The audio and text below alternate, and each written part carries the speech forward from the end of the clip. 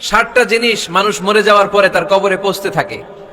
ইন্না মিম্মা ইয়ালহাকুল মুমিন মিন হাসানাতিহি বা'দা মাউতিহি, মানুষ মরে যাওয়ার পরেও যে 60টা জিনিস তার কবরে পৌঁছায় তার মধ্যে একটা হচ্ছে মসজিদান বানাহু, সে যে মসজিদ বানিয়ে গিয়েছে ওই মসজিদের সওয়াব। সুবহানাল্লাহ পড়েন।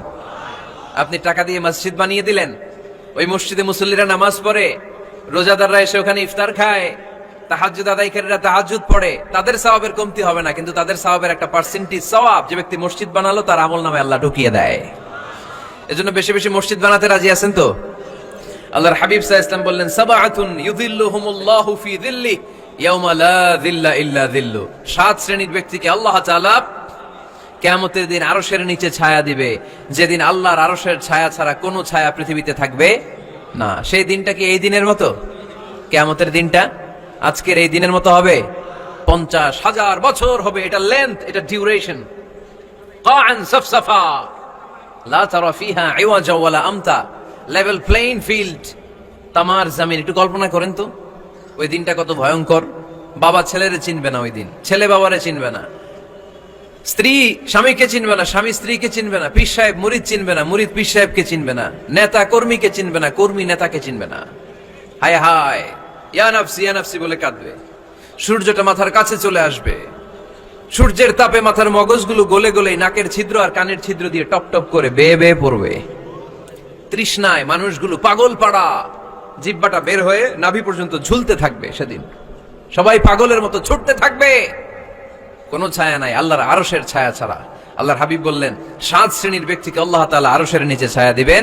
এর মধ্যে 1 শ্রেণীর ব্যক্তি রাজুলুন কলবুহু মুআল্লাকুন বিল মাসাজিদ, ওই ব্যক্তি যার হৃদয়টা সবসময় আল্লাহর মসজিদের সাথে লেগে থাকে।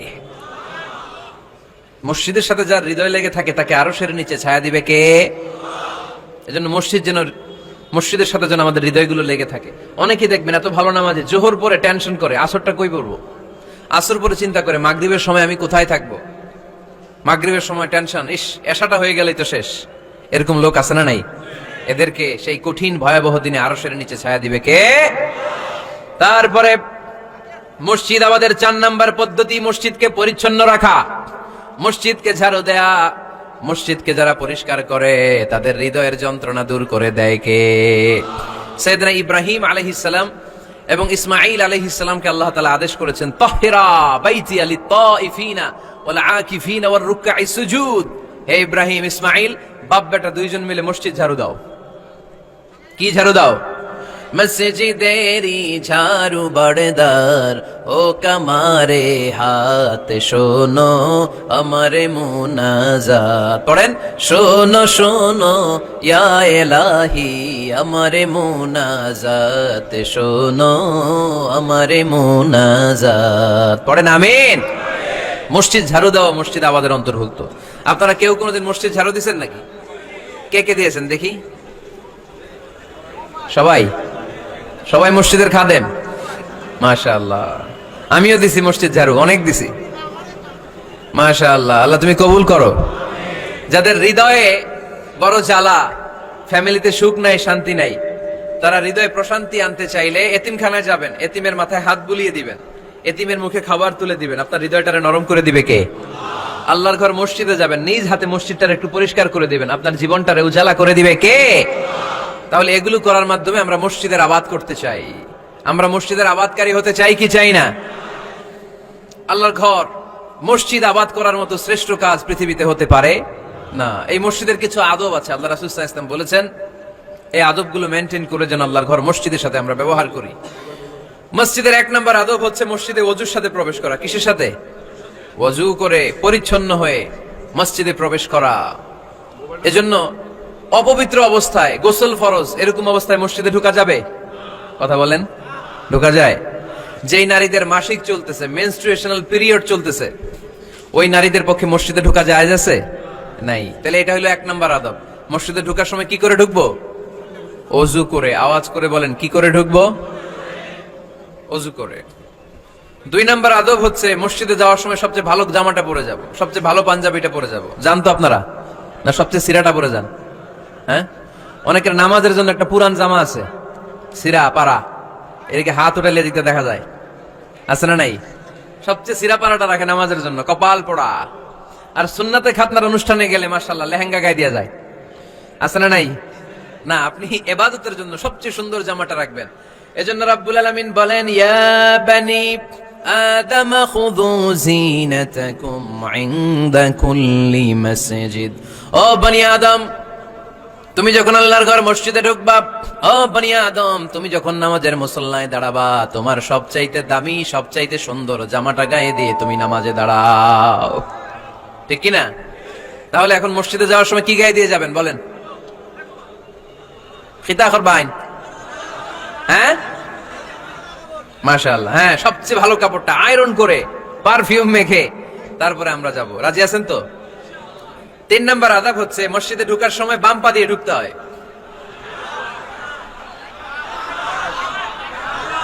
কোন পা? আরো জোরে। এদেরকে গুতা মারা লাগে, নাহলে আওয়াজ বাড়ে না, এরকম ভলিউম টাইট করতে হয়। ভলিউম হাই করলে আর করে বাড়ে, এমনি বলতে চায় না। আর ঘটনা কি? হ্যাঁ, খায় নাই। বদরের যুদ্ধ হয়েছিল রমাদানে, কোন সাহাবী খায় নাই, না খাইয়া একেবারে সাইজ করে দিছে কাফেরদেরকে। আমরা না খেলেও আমাদের হৃদয়ে ইমানি শক্তি আছে না নাই? এই তো বোঝা যাচ্ছে ইমানি শক্তি আছে। এতক্ষণ আছিল কই? তো মসজিদে ঢোকার সময় কোন পা দিয়ে? এগুলো মনে থাকে আমাদের? ভুলা যাই আমরা, খেয়াল থাকে না তো এগুলা। এত কিছু মনের মধ্যে রাখলে এগুলো মনে থাকবে কেমনে? মসজিদে ঢোকার সময় কোন পা? আরো জোরে। বেরোয়ার সময় কোন পা? মনে থাকবে। মসজিদে যখন ঢুকবেন ডান পা দিয়ে ঢুকবেন, আর দোয়া পড়বেন, আউযু বিল্লাহিল আযীম ওয়া বিওয়াজহিল কারীম ওয়া সুলতানিহিল কদীম মিনাশ শাইতানির রাজীম। বিষ্ণু সাল্লাল্লাহু আলাইহি ওয়াসাল্লাম বললেন, যে ব্যক্তি মসজিদে ঢোকার সময় এই দোয়াটা পড়বে, শয়তান আফসোস শুরু করে, সে বলে, হায় হায়, আজকের দিনের জন্য, সারা দিনের জন্য তো তুই আমার ওয়াসওয়াসা থেকে বেঁচে গেলি, আজকের সারা দিনের জন্য তোরে আমি হারালাম, আজকের সারাটা দিন আল্লাহর পক্ষ থেকে প্রোটেকশন নিয়ে তুই বেঁচে গেলি, আজকের জন্য যা, কালকে তোরে আমি ধরবো। এজন্য এই দোয়াটা পড়ার দরকার আছে না? আউযু বিল্লাহিল আযীম ওয়া বিওয়াজহিল কারীম ওয়া সুলতানিহিল কদীম মিনাশ শাইতানির রাজীম। 4টা বাক্যের দোয়া। মুখস্থ করতে কষ্ট হলে যে ইউটিউবে চলে যাবে আজকেই, ওখান থেকে শুনে আপনারা মুখস্থ করে নেবেন, এই দোয়াটা পড়বেন। তাহলে ওই দিনের জন্য শয়তানের ওয়াসওয়াসা, টেম্পটেশন, প্রভোকেশন থেকে আপনি আল্লাহ তাআলার প্রোটেকশনে চলে গেলেন। সুবহানাল্লাহ পড়েন। তারপর আল্লাহর হাবিব বললেন, ঢোকার আগে আমারে সালাম দাও। পড়বেন, আসসালামু আলাইকা আইয়ুহান নাবিয়্যু ওয়া রাহমাতুল্লাহি ওয়া বারাকাত।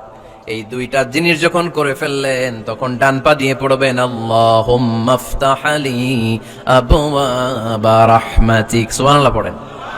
আল্লাহুম্মা ইফতাহ লি, ও আল্লাহ আমার জন্য তুমি খুলে দাও আবওয়াবা রাহমাতিক, তোমার রহমতের দরজা।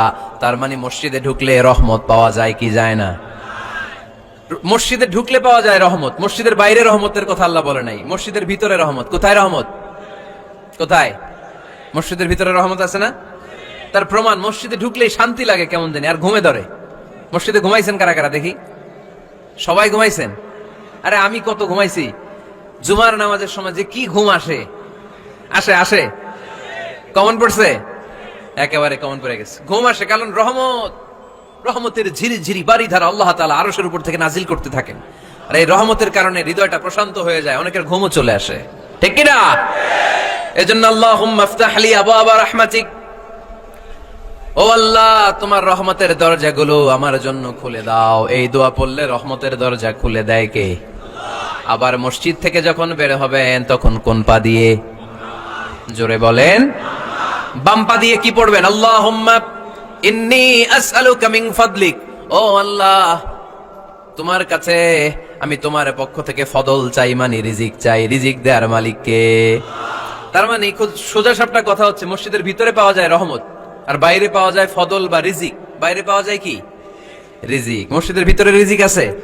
তার মানে সারাদিন মসজিদে বসে থাকলে রিজিক মিলবে?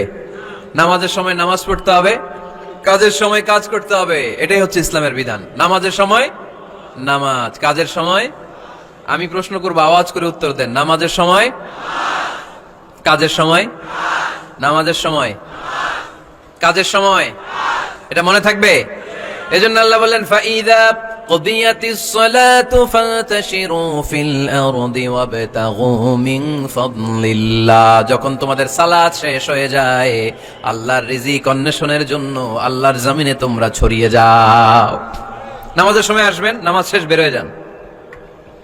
ফান্তাশিরু ফিল আরদ, জমিনে ছড়িয়ে পড়ো।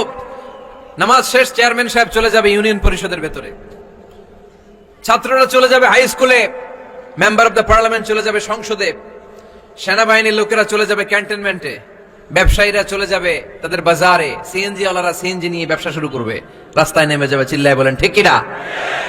এটাই ইসলামের বিধান। নামাজের সময় নামাজ, কাজের সময়। আচ্ছা, তাহলে প্রথম সুন্নাত পেলাম, পবিত্র হয়ে ঢুকবো, ভালো জামা পরে ঢুকবো 2 নাম্বার। 3 নাম্বার, ঢুকার সময় কোন পা, বের হওয়ার সময়। 4 নাম্বার, মসজিদে ঢুকে 2 রাকাত। মসজিদে ঢুকে কয় রাকাত পড়েন আপনারা? তাহিয়াতুল মসজিদ, মসজিদকে আপনি ওয়েলকাম জানাবেন, ঢুকেই 2 রাকাত পড়বেন, ওযু করলেই 2 রাকাত। আল্লাহর হাবিব সাল্লাল্লাহু আলাইহি ওয়াসাল্লাম মসজিদে নববীতে জুমার খুতবা দিচ্ছেন। খুতবা চলাকালীন সময়ে এক সাহাবী এসে মসজিদের মধ্যে বসে পড়লেন।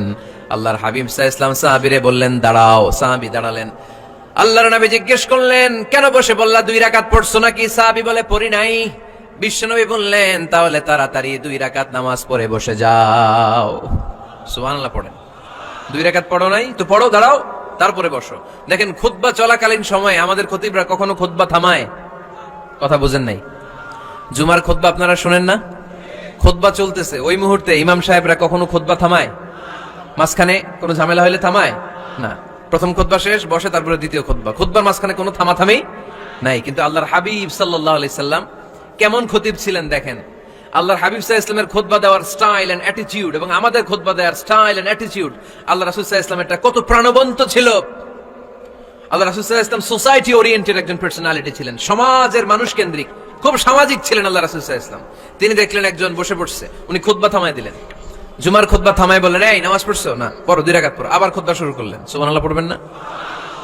একবার তিনি খুতবা দিচ্ছেন, দেখলেন আল্লাহ রাসূল সাল্লাল্লাহু আলাইহি ওয়াসাল্লামের 2 জন নাতি হাসান আর হুসাইন রাদিয়াল্লাহু তাআলা আনহুমা, ছোট্ট মানুষ, কাতারের ভিতরে ঢুকে কোন সাহাবী টুপি টান দেয়, কারো পাগড়ি ধরে টান দেয়, একজন এদিকে দৌড় দেয়, আরেকজন ওদিকে দৌড় দেয়। মসজিদে একটা ডিস্টার্ব হচ্ছে। আল্লাহর হাবিব সাল্লাল্লাহু আলাইহি ওয়াসাল্লাম খুতবা থামিয়ে দিলেন, মিম্বার থেকে নেমে আসলেন, 2 নাতিকে 2 হাতে ধরলেন, ধরে আস্তে করে জান্নাতের এই 2 সর্দারকে নিয়ে মিম্বারের উপরে দাঁড়ালেন। এই হাতে এই নাতি, ওই হাতে আরেক নাতি। এরপর দাঁড়িয়ে দাঁড়িয়ে তিনি বাকি খুতবা দিলেন। পড়েন সুবহানাল্লাহ। কত প্রাণবন্ত খুতবা। উনিও খুতবা দিতেন, আমরাও খুতবা দেই। আল্লাহর হাবিব সাল্লাল্লাহু আলাইহি ওয়াসাল্লাম খুতবা দিচ্ছেন, এক সাহাবী এসে বলল ইয়া রাসূলুল্লাহ, মদিনায় দুর্ভিক্ষ, বৃষ্টি নাই, আপনি বৃষ্টির দোয়া করেন। রাসূল সাল্লাল্লাহু আলাইহি ওয়াসাল্লাম খুতবা থামায় দিলেন, থামায় দিয়ে দোয়া শুরু করলেন। আল্লাহুম্মা আসকিনা গায়সান মুগীসান মারিআন মুরিআন নাফিআন গায়রা দার আজিলান গায়রা আজিল। আল্লাহ উপকারী বৃষ্টি দেন, যে বৃষ্টিতে আমাদের ফসল জন্মাবে, সবুজ ঘাস লতা পাতা জন্মাবে, আমাদের গবাদি পশুর রিজিক বাড়বে, এরকম উপকারী বৃষ্টি আমাদেরকে দিয়ে মদিনাটারে ধন্য করে দেন। বৃষ্টি শুরু হলো। জুমাবার বৃষ্টি, শনি রবি সোম মঙ্গল বুধ বৃহস্পতি শুক্র, টানা 7 দিন বৃষ্টি। এবার বৃষ্টির চোটে মদিনায় বন্যা হয়ে গেছে। এতদিনে দুর্ভিক্ষ, এতদিনে কি? এখন বৃষ্টির বরকতের দোয়া করছে, বৃষ্টিতে এবার বন্যা। যে সাহাবী বৃষ্টির জন্য দোয়া করতে বলেছিলেন, পরের জুমাবারের খুতবার সময় এসে ওই সাহাবী বলেন ইয়া রাসূলুল্লাহ, আবার খুতবার মাঝখানে ইয়া রাসূলুল্লাহ, আর বৃষ্টির দরকার নাই, আর দরকার নেই, এবার বৃষ্টি বন্ধের দোয়া করেন। আল্লাহর হাবিব সাল্লাল্লাহু আলাইহি ওয়াসাল্লাম খুতবা থামিয়ে আবার বন্ধের দোয়া, আল্লাহুম্মা হাওয়ালাইনা ওয়ালা আলাইনা, হে আল্লাহ আমাদের চারিদিকে দেন, মদিনাতে আর বৃষ্টির দরকার নাই। চিল্লায় পড়েন সুবহানাল্লাহ। এজন্য খতিব হবে এরকম প্রাণবন্ত খতিব। সমাজে কি চলে, কি ক্রাইসিস, কি সংকট, ইয়াংরা কোন সমস্যায় ভোগে, আমাদের রাজনৈতিক অঙ্গনে কি সমস্যা, আমাদের অর্থনৈতিক অঙ্গনে কি সমস্যা, আমাদের সামাজিক অঙ্গনে কি সমস্যা, আমাদের পরিবারগুলোর ভেতরে কি ঝামেলা, প্রত্যেকটা কথা মসজিদের মিম্বার থেকে আসার দরকার আছে না নাই? আল্লাহর হাবিব সাল্লাল্লাহু আলাইহি ওয়াসাল্লাম এভাবেই সমাজকে ঠিক করে দিতেন।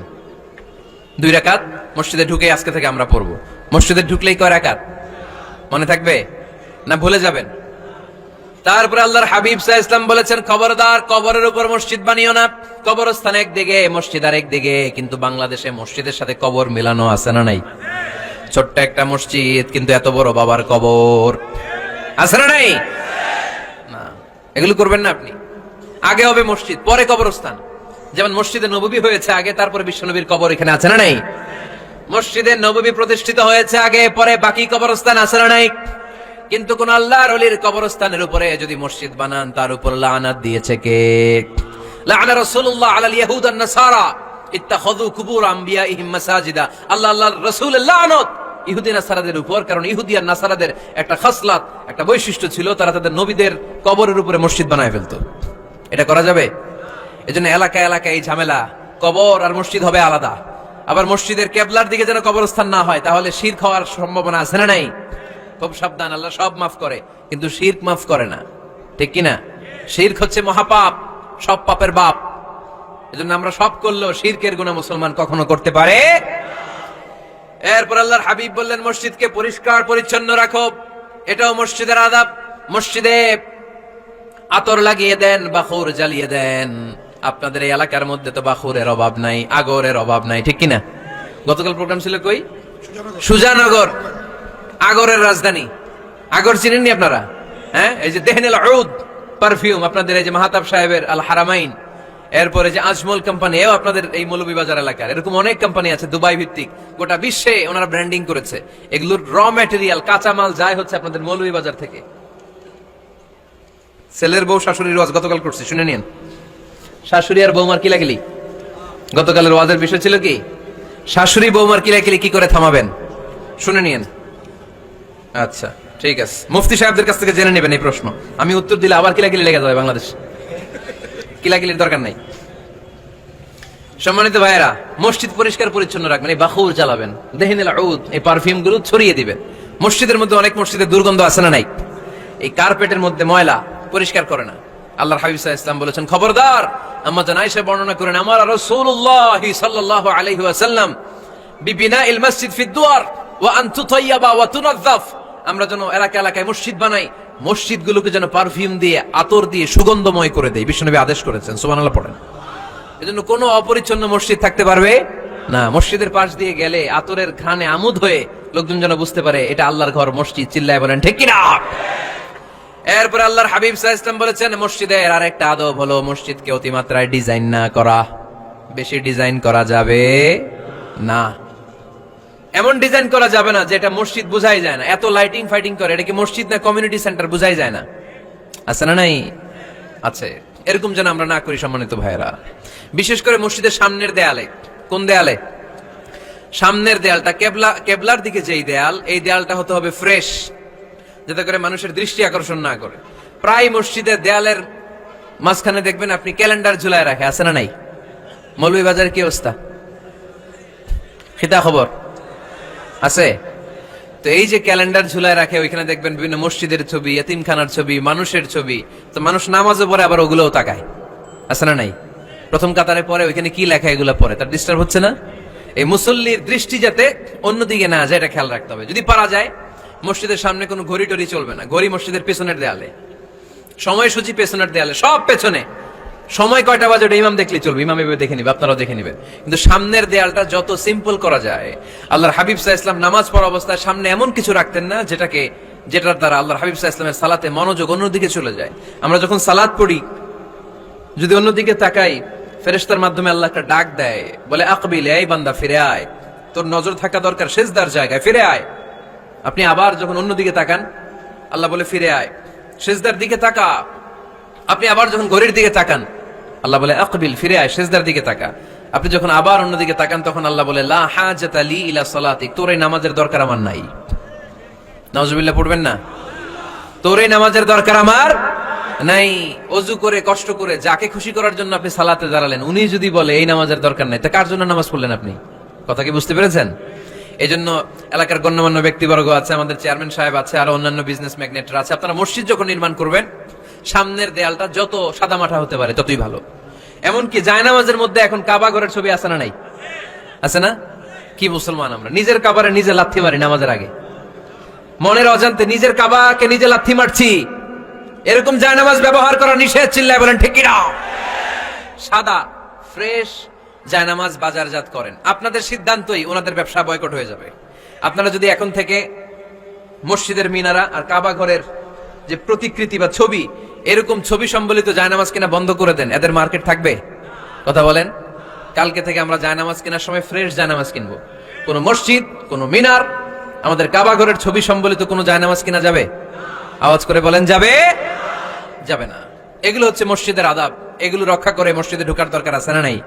তাহলে মসজিদ সবার। মসজিদ, আল্লাহর হাবিব সাল্লাল্লাহু আলাইহি ওয়াসাল্লাম খ্রিস্টানদেরকে মসজিদে ঢুকতে দিয়েছেন, আর আমরা মুসলমান ভাইয়ের জন্য মসজিদে তালা ঝুলাই দেই, আছে না নাই? আল্লাহর হাবিব সাল্লাল্লাহু আলাইহি ওয়াসাল্লাম কোথাও গেলেই প্রথমে মসজিদ বানাতেন। কি বানাতেন? মসজিদ বানাতেন। মক্কা থেকে হিজরত করে মদিনায় আসলেন, কোবায় থাকলেন কয়েক সপ্তাহ। কোবা পল্লীতে তিনি মসজিদ বানালেন, মসজিদ কোবা। ওখানে প্রতি শনিবার কেউ যদি অজু করে ওখানে যে 2 রাকাত নামাজ পড়ে, একটা কবুল উমরার সওয়াব আল্লাহ তাআলা তার আমলনামায় দিয়ে দেয়। মসজিদে কোবা বানালেন। তারপরে মদিনায় এসে মসজিদে নববী বানালেন, আল্লাহর হাবিব সাল্লাল্লাহু আলাইহি ওয়াসাল্লাম, মসজিদে নববী। এটা ছিল আল্লাহ রাসূল সাল্লাল্লাহু আলাইহি ওয়াসাল্লামের বৈশিষ্ট্য। কোথাও গেলেই তিনি মসজিদ বানাতেন। মসজিদে নববী, হায় রে, এখন তো কত সুন্দর মসজিদ আমরা দেখি, আমরা যে সালাত পড়ি। আল্লাহর হাবিব সাল্লাল্লাহু আলাইহি সাল্লামের সময় মসজিদে নববী কি এরকম ছিল? কথা বলেন। ফ্লোর ছিল বালুর ফ্লোর। কিসের ফ্লোর? আমাদের মসজিদের ফ্লোর কিসের? টাইলস। আর আল্লাহ রাসূল সাল্লাল্লাহু আলাইহি ওয়াসাল্লামের মসজিদে নববীর ফ্লোর কিসের? কথা বলে না। তো আওয়াজ করে উত্তর দেন না কেন? কষ্ট হচ্ছে? দুপুরে খাইছেন না সবাই? কেন খান নাই কেন? রোজা রাখছিলেন? হ্যাঁ, ফজর বাদে আইছি। আচ্ছা ঠিক আছে, ঠিক আছে। আচ্ছা আচ্ছা, সাউন্ড নাই, কথা শোনা যায় না? তো এটা শুনলা কেমনে? জিজ্ঞেস করলাম কথা শোনা যায় না, কয় না। তো এটা শুনলা কি করে? মানে অল্প শোনা যায়, তাই তো? একটু পরে আমার বিদায় ঘন্টা বাজবে, আমি চলে যাব। তোমরা ডিস্টার্ব করতে করতে আমার সময় শেষ। তোমরা ডিস্টার্ব করলে তোমাদের লস। আমি আমার টাইমের 1 মিনিটে বেশি যেতে পারবো না, কারণ এখানে আসরের সালাতের আজান শুরু হয়ে যাবে, এরপরে কোনো কথা নেই। আর বক্তব্য লম্বা করা এটা বিদআত। এই বিদআতকে আমি সুন্নাতের মধ্যে আনতে চাচ্ছি। একটা সময়ে একেবারে কমায় নিয়ে আসবো। এত প্রোগ্রামও আমি করতে চাই না। আমি ঘোষণা দিয়েছি আগামী বছরে সারা বাংলাদেশে আমার প্রোগ্রাম হবে 50টা। কয়টা? 50টা। এরপরের বছর 30টা, এরপরের বছর 20টা। বিভাগীয় প্রোগ্রাম করলেই চলবে আমার। এক এক বিভাগে যে 2 দিন 3 দিন খালাস। এত দরকার না, এত লম্বা চূড়ার বক্তব্যের দরকার নেই। আধা ঘন্টা চুপ করে শোনেন, কয়েকটা মেসেজ ড্রপ করি, take it with you to your home, then practice and apply in the society. নিয়ে যান, আমল করেন, সমাজে কাজে লাগান। সমাজটা আলোকিত করে দিবে কে? খুতাবুকুম তাওয়িলা সালাওয়াতুকুম কাসীরা। আল্লাহর হাবিব সাল্লাল্লাহু আলাইহি ওয়াসাল্লাম বললেন, কিয়ামতের একটা আলামত, কিয়ামতের আগে তোমাদের বক্তব্য হয়ে যাবে লম্বা, সালাত হয়ে যাবে খাটো। সালাতের পরে তাসবিহ পড়তে চায় না লোকজন, ব্যস্ত, মহা ব্যস্ত, সুপার বিজি। কোত্থেকে আসলে এই ব্যস্ততা? আপনি রবের সাথে মুনাজাত, না যাই ইউনাজি মুনাজাত, আপনার রবের সাথে একাকী নীরবে কথা বলতে মনে চায় না আপনার? এত তাড়াহুড়ো কিসের? ধীর স্থির হন, একটু স্থির হন, একটু মনোদৈহিক প্রশান্তি অর্জনের চেষ্টা করেন। সব সময় ব্যস্ত, ধাক্কাধাক্কি, উচ্ছৃঙ্খলা, এগুলো আমাদেরকে শেষ করে দিয়েছে। এজন্য লম্বা চোরা বক্তব্য ঠিক না। বক্তব্য শুনতে আমাদের ভালো লাগে, আমল করতে ভালো লাগে না। বক্তব্যটা শেষেই সিগারেট ধরায়, আসলে নাই? মাহফিল শেষেই বিড়ি ধরায়, কয় চমৎকার ওয়াজ করছে হুজুরে। ওয়াজটা সেরকম হয়েছে, অনেক কণ্ঠ সুন্দর হুজুরের। এতদিন ইউটিউবে দেখছি, আজকে সরাসরি দেখাইছি। আসলে নাই তো কি লাভ হয়েছে? লাভটা হয়েছে কি? এই যে মাহফিল শেষে বিড়িটা ধরাইলেন আর গেলেন, কোনো লাভ হয় নাই। এগুলো থেকে বেরিয়ে আসতে হবে। বছরের পর বছর আমাদেরকে শিখানো হয়েছে একভাবে। কেউ এই পরিবর্তনের আওয়াজ তোলে নাই। আওয়াজ আপনাকে তুলতে হবে। আওয়াজ তোলার জন্য এত মানুষ লাগে না, আপনি একাই যথেষ্ট। আপনি দাঁড়ান না সামনে, দেখবেন আপনার সামনে কেউ টিকে থাকতে পারবে না, ঠিক কিনা? কিন্তু আপনার শক্ত সিদ্ধান্ত লাগবে, পরিবর্তনের জন্য শক্ত মানসিকতা লাগবে, যে আমি পরিবর্তন করতে চাই। We have to change. যুগ জামানা পাল্টে দিতে চাই না অনেকজন। এক মানুষই আনতে পারে জাতির জাগরণ। এক মানুষই বিপদকালে বাঁচায় কাফেলায়, ক্ষুদ্র ডিঙ্গি বাঁচায় জাহাজ অসীম দরিয়ায়। এজন্য আপনার শক্ত সিদ্ধান্ত পারে আপনার মৌলভীবাজারটাকে দেশের শ্রেষ্ঠ জেলা, শ্রেষ্ঠ থানা হিসেবে আল্লাহর কাছে কবুল করতে, ঠিক কিনা? এজন্য লম্বা চূড়া আলোচনা ঠিক না। ছোটখাটো অল্প কয়েকটা মেসেজ নিয়ে যেতে পারলেই দ্যাটস এনাফ।